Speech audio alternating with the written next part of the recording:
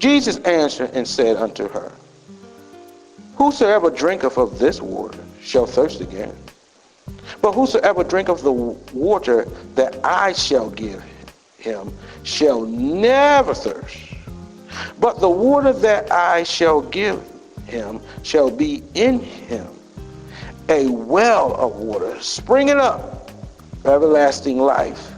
The woman saith unto him, Sir, give me that water, that I thirst not, neither come hither to this to draw. Free refills. This woman, this is the, popular scripture of the woman at the well, and God was sitting, and the Lord was sitting there, and he was sitting on Jacob's well, and she came to the well to draw, and backstory, that must be something going on, because we know the story that woman, you have 7 husbands and the one you have is not yours. And we know we went through that. So she had to be there. Jesus was waiting for her all day. But usually customary, all the women would usually come together early in the morning to draw water. The women committee came, and at the water cooler, they, the girls got together. That's the girls thing they do. They come to the water hole. But how this woman came by herself? Because maybe she was messing with some of them 7 husbands. There was a reason why this woman come by herself, and that time was dangerous. You could got kidnapped, they were sold in slavery, right? All that. But she came to the water well by herself because she probably had issues with the other women, because one of them probably said, don't go around her. She messed with she was up in my man's face and all. You know what was going on. Because she was probably the town floozy. So Jesus waited for her because she had a reputation. She had a name in the town. Everybody knew her background. Everybody talked, all the women talk about her, and she was thirsty. And so Jesus said, he was playing with her. He said, he knew she didn't have nothing for him to drink. And he asked her, give me something to drink. She said, I ain't got nothing to draw with. Now, first of all, why would you come to the well and you ain't got no bucket? And why Jesus would ask her for some water and he ain't had no bucket either? He was sitting on the well. Jesus ain't had to have a bucket. Jesus could say, water, come on up. Come in my hand. And water would have came up and dropped in his hand. Or Jesus ain't say, come in my hand. Jesus could open up his mouth and the water squirt right in his mouth. That's Jesus. He commanded the winds and the waves. But see, she didn't know you had a well sitting on a well. Y'all didn't get that. He was a well. He said, woman, if you knew who I was, you wouldn't even want this water. You'll ask for the water I got to give. I'm going to give you a water that you would never thirst again. And he wasn't talking about your flesh. He was talking about your spirit, because some folk are just thirsty. Have you ever met some thirsty people? Not something to drink, but they all need it. They all want something. Oh, Lord, I need a new job. Thank God for the job you got. Oh, God, I need a new man. And you thirsty. When you sleep with everybody, you're something thirsty. When you're running behind everybody, you need a friend, I need a friend. You thirsty. If you need people to complete you, you're a thirsty person. I tell folk, I don't need folk to be me. I don't need you to say, you don't have to call me pastor. You don't have to call me anything. You ain't have to call me a child of God. I know who I am, and I know who I belong to. And if you don't believe it, like Jesus said, let my work speak for me. Thirsty people need to be filled. And they need refills. First of all, you got to acknowledge that you ain't got nothing in your cup. That's why you got so many empty people. You don't have to have somebody, have money, have a just job or a title to be full. Just be you. How come people say, well, I ain't used to being by myself. I can't be by myself. It's hard for you to be with some people. It's hard for you to be you. If you don't learn how to be single, you can't be associated with nobody else. You can't be in a relationship. Enjoy you first. Some people ain't learn them first. That's why I can't keep nobody, because you crazy and you don't know how crazy you are. Because you never got a drink of you. You ever got a sip of you?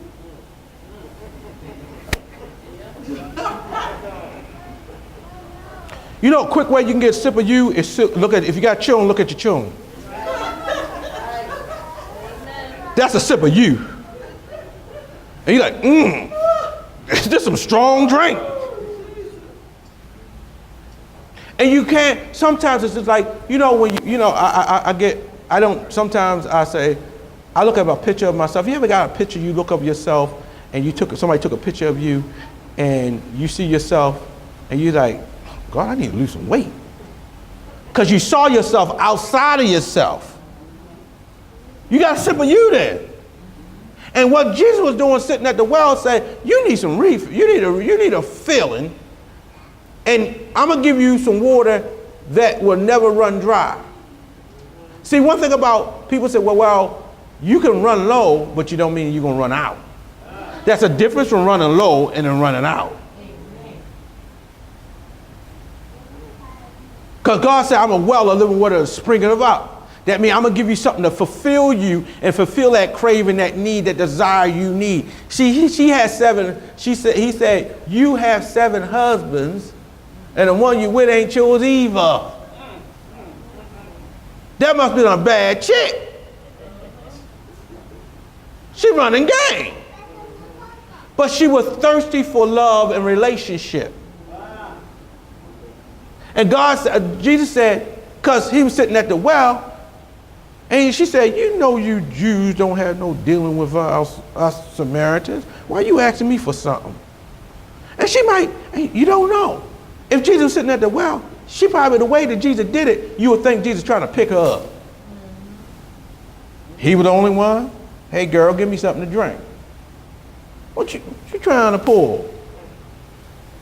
It wasn't hard because he already knew who she was. That's why he said what he said. He said, but no, you think I'm trying to get something else. You think I'm trying to be number 8. No, I'm not. I'm number 1. And the only one you will ever. He said, I'm the one, the only one, and the only one you will ever need, baby girl. I'm going to give you something that you will forget the 8 you had or the 7 you had and leave the side guy by himself. I'm going to give you something. And when she told her, I already know the husband you with, well, I ain't got nothing to do with my man in here. He said, yeah, you've been married 7 times and the one you with ain't yours. She's like, how you know that? You must be. Now she realized, oh, you must be God.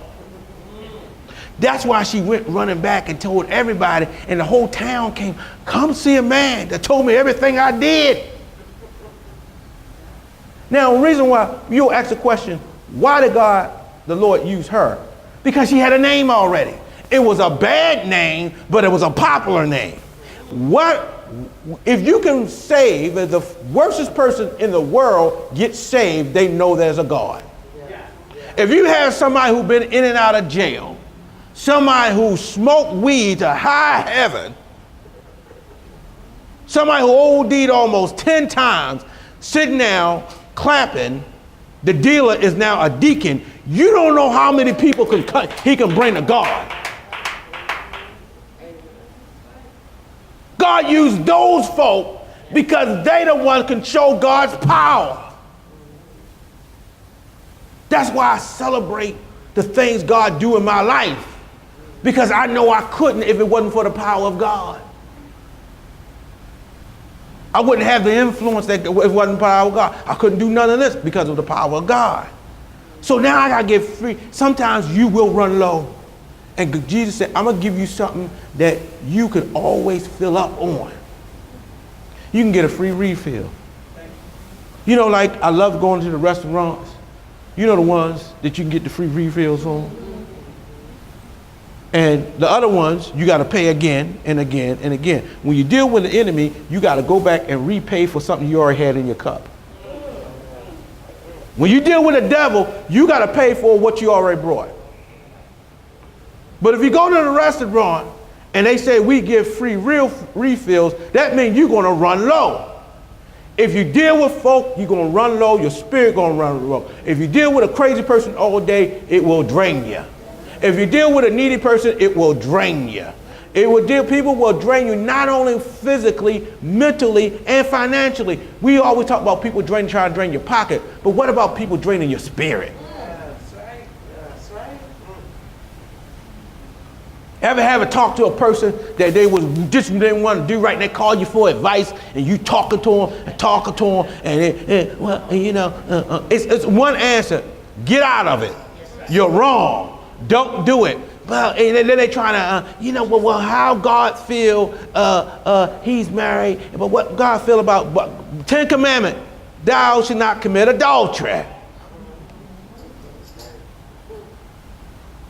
Well, if I take this, what do you think? You think it's stealing? If you take, did you brought? No, take is stealing.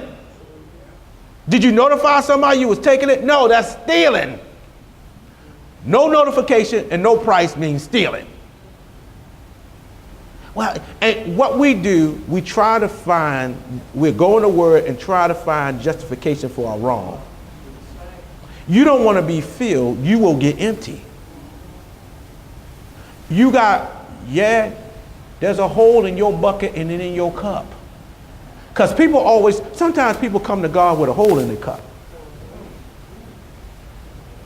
They come to church knowing that they ain't gonna do right, and they put a hole in it, and you keep filling it, and it coming out of the bottom. Your words, your wisdom, they're coming out of the bottom. And that's why when they come back to church, they still empty. That's why you got to slap all on them every week. That's why you got to pray for them every week. Everybody got to stand up front of the altar every week. Something wrong. You got a hole in your cup, and you talk about, God, I need a refill. Sooner or later, God will turn off his faucet. He said, don't waste your time until you fill that hole, until you really want to come to Christ. I will give you something that you can hold.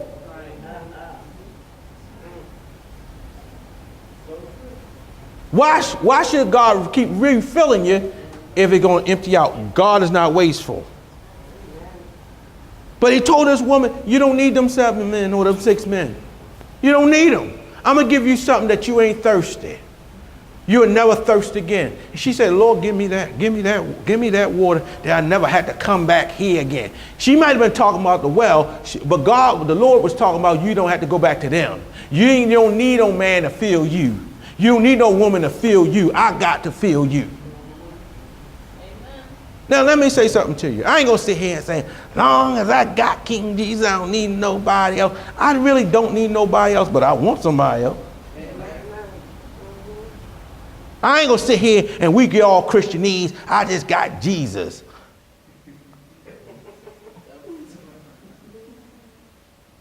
I don't want to grab on my pillow all the time. I don't want to hug my pillow all the time. I know he's Jesus, but he's sitting on the right hand of heaven next to God. He up there, I'm still down here. If you need money, ask for it. Don't act like, oh, I don't need nobody. Yeah, you want female and male companionship. There's nothing wrong with that. God put a desire in you for the opposite sex. Now, you want the same thing. That's no word for it. Yeah, it is a word, but it ain't the one you want. But you still want what you want, but you don't need that spiritual aspect of it. You don't need that.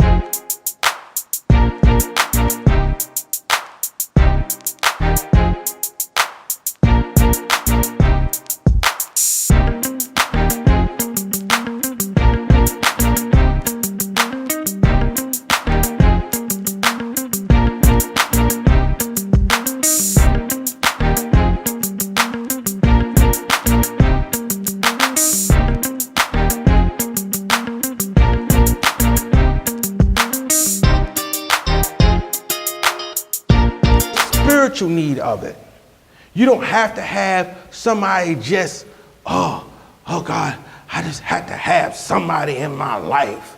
I just got to have this and that. No, you will be fulfilled, because then when folk come, folk go, you know you full when you don't need everybody.